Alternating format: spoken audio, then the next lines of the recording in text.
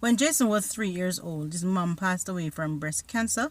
Jason never knew his dad. So when his mother passed, he was living with his aunt and his grandparents. Aunt was living with, his grandparents at the time.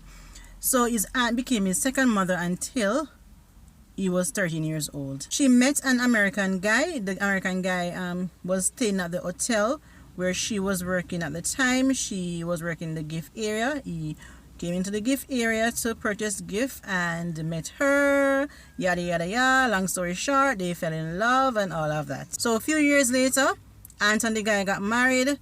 They're now living in America with their kids. At this time now, guys, Jason was out of school and he was now working at Sandals Duns River as a bartender. During this time, guys, he was still living with his grandfather because his grandmother, she passed away a few years after his aunt migrate to America. So yeah, man, he's there living with granddad and keeping granddad company and all of that. And basically his grandfather was his only family member out here, because he didn't know his father and anything about his father. His mother passed away, his auntie gone overseas, and his grandmother died.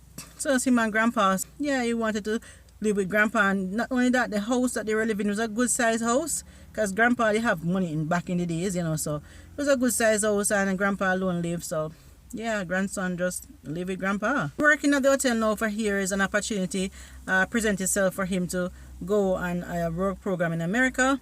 Jason didn't want to go because, like I said, his grandfather I know as his father, and leaving grandpa alone, he didn't really want to do that. But his grandfather said to him, "You're young, opportunity come but once, take the opportunity, you're going to make more money, do that." So he decided, okay, I'm going to go. So he got a lady in the neighborhood that they knew to take care of his grandfather while he was, on the work program. So now Jason was traveling on the work program for a few years, quite a few years, guys, until his grandfather passed. And that really, really took a toll on Jason because his grandfather was the only family he knew out here. Remember, his auntie gone, so grandfather alone left now and grandfather passed, so that it kind of hit Jason away, So after his grandfather passed, it took him basically a year before he traveled on the road program again. It was like his grandfather death really did something to him, so Jason he just didn't want to travel on the road program. After all of that, guys, now it was finally time for Jason to travel on the work program again. And guys, when Jason went on the work program this time, guess what happened? Jason just never come back. Jason went to stay with his aunt. Remember the aunt? Yes, his second mother, yes. So Jason went to stay with his aunt and his aunt's family. So Jason was now living with his aunt and her family and working at a particular construction company. And because Jason basically ran off in America, Jason illegal and things, so he can't get any job. So Jason's aunt husband have this friend who owned a construction business. So he asked a friend if he can, hook up Jason with a job and all of that under the, Yeah, so he did that. He hooked up Jason with a job. So Jason was working and making decent amount of money. Not a whole lot of money, but decent amount of money. Jason was contributing to bills in the house, like the food bill and, them like a bill there. So Jason was contributing and stuff. Now, while Jason was working this job, because of the location of the jobs at time, Jason wanted a car so he can travel to work because it was a distance away from where he was living. Anyway, so Jason couldn't take out a loan to purchase the vehicle. So Jason really legal like that already. So Jason really couldn't take out a loan. But guys, Jason already have his driver's license from Jamaica. So because it wasn't the first time Jason was traveling, he had already taken out his IDP from Jamaica. So yeah, man, he was okay to drive in America with his driver's license. His IDP is an international driver's permit. So with that said, now Jason was okay to drive in America. But Jason just never have no car. Jason's aunt credit score is excellent. So Jason went to his aunt and asked his aunt if she could take out a loan for him to purchase a vehicle. Remember that Jason's aunt loved Jason, because guess what? She took Jason like he was her own son from Jamaica. I must say she practically helped raise Jason after her sister died. So taking out the loan for Jason at the time wasn't a problem because guess what? Jason was working and they know Jason was working because I didn't get Jason the job. So Jason was working and they knew this salary Jason was receiving. So it wasn't a problem to, help basically her son. you know. So yes, she went and she borrowed the loan, and Jason purchased the car that he wanted, and Jason purchased a nice car. Yeah, man, a young guy not going nothing to, you know, I'm gonna want something nice. Yeah, so Jason purchased a nice car. Anyways, so Jason drove to work and all of that. Jason was, while he was working, he was paying back his aunt the money that she borrowed. So while Jason paid the aunt paid back the loan when the time come for her to pay the loan. Jason met this nice girl and their relationship was going good also and all of that. But guess what, guys? Guess what happened, guys? They had no idea whatsoever what was to be unfold. Everything changed. All illegal immigrants have to go back to their country and all of that. So you know what happened to Jason now, guys? Jason basically paid more than half of the loan already.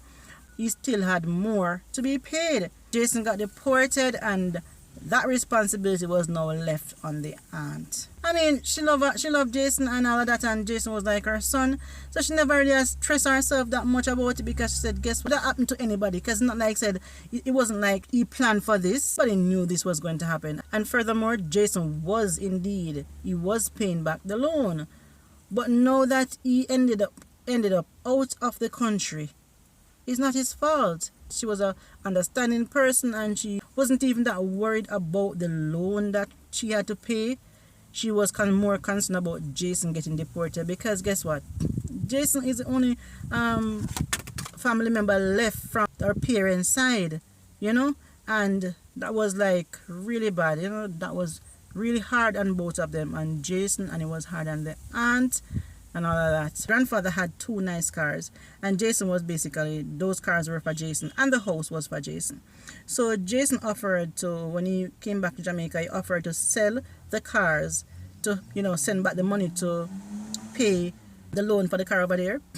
But the auntie said, no man, she could easily well sell the car over there, you know, put it up for sale or something. But she said she's not going to do that. She's going to keep the car because it reminds her of him. So she said, don't worry about the loan. You are my son. This wasn't your fault. Sorry, guys. This wasn't your fault. You had no idea this was going to happen. So she started paying the loan for Jason. Guys, sometimes stuff happens, you know, and you have no control over it. A lot of people get deported and they have no control over it. A lot of family members got deported and they left family members in debt and all of that because nobody was planning on getting deported, you know, especially if you are working in the country and you are contributing in some way, because once you're working and you pay a bill and buy food, you're contributing, you know. But sometimes things happen, and when those things happen, you just have to get up, brush yourself off and just try again. Not to try again to go back into the country to get deported again, no. But try again with something else. Try life on a different level. Look at life on a different level. That you got deported. Don't see it as something negative. Of every disappointment, there is some, you know, good thing awaiting. So just try again. I mean, you know you're back in your country, whether it's Jamaica, whether it's Canada, whatever country you got deported to. Try and do something that can elevate you. Because at the end of the day, we all have to try and do something for ourselves. Sad though. It is sad when you are living in a country and so many people got deported. And sometimes we don't even look at the situation, like look at their situation to say, wow, I wonder how they're feeling. Remember those people, most of those people are living in that country in America for a long time, you know. Like years they're living in America. And then they just got deported back to our country. Some of them even born in America. And then for them to get deported back to a country that they don't know, because not because you came from a Jamaican born or your parents were Jamaican or your parents were Mexican or whichever race, don't mean say you know anything about Jamaica or you know anything about Mexico. No? So for you to get deported from the country that you know, the country that you were born in, to go and live in another country that you know nothing about, it has to be hard. Remember, you already have friends in America, right? Some of them have family members in America, and then they just have to get up and pack up and leave just like that, and it has to be hard. Sometimes we don't look at it like this, but think about it, guys. It have to be hard, you know. It has to be hard. This is what I know. This is where I'm from. I know nothing else, and then I'm told you have to leave, and you have to leave today, to go to somewhere that you have no idea about. You don't know what to expect there. It has to be hard. So my prayers to you all, Wow. Sad. Guys, we have been having a whole lot of rain from the other day. Whole lot of rain. And let me give you a little joke. So yesterday it rained. We wanted the rain. We wanted to have some rain like a long time, and I've been praying, God, please, we need water in the barrels and all of that. God finally let it rained yesterday. And when I said rain, I mean a whole lot of rain, And guess what? The barrel, the barrel at the front, water was going into them. But the barrel at the back, the big barrel at the back, the one that the water run is connected to the house so we can get water in the house. That one, the catchment thing was definitely not working. It fell down and no water went into the barrel. So this morning my husband woke up and he was like, we went around there to check if the barrel was full. The barrel was completely empty. So I said, oh my goodness. So God, after we asked for the water and God provided water, we don't catch none of our barrel on the back. So I'm like, God, please let it rain today again. But guys, I'm sure the sky looks like it's going to rain. And I'm grateful for that. I hope it rained just like what it rained yesterday, or even more. So the big barrel can full of water. Yeah. Thanks for watching, guys. Enjoy the rest of your day. Stay blessed, stay safe. Remember, God loves you. We love you too. So it seems like we're gonna get some rain, and that is good. We need the rain, we need the water to fill up the barrel, so that will be good. Over there you can still see some bright clouds, like there's sun, but this is where we watch when we're gonna get our rain. Yeah, once there's dark clouds over this side and at the back, and you can see the back part is the dark clouds are coming in. Once there are dark clouds over there, we're in luck for some good rain. Yay. Alright guys, bye.